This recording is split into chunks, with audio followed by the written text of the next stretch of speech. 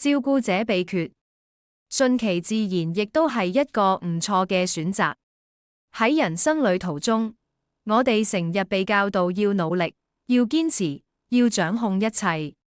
然而，當我哋越想找緊，越企圖令一切跟住自己嘅節奏前進，反而成日感到焦慮同疲憊。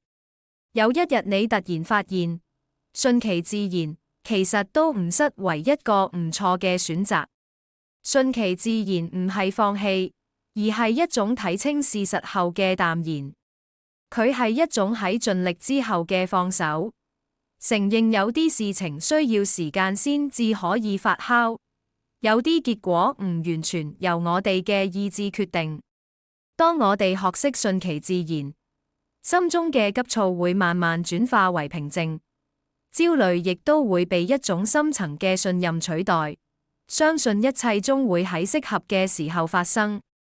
有時，順其自然代表住對自己溫柔啲，不再強迫自己即刻揾到答案，不再對每一個未完成嘅任務焦慮不安，而係容許生活有啲模糊同彈性。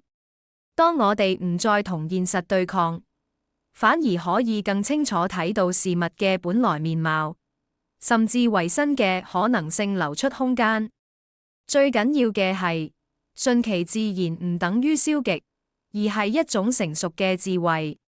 佢需要我哋喺放手之前，先真誠盡力；喺等待嘅時候，保持穩定同信任。呢種信唔係弱，而係一種力量。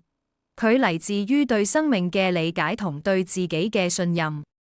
所以，當事情暫時唔如預期，不妨同自己講一句：順其自然啦。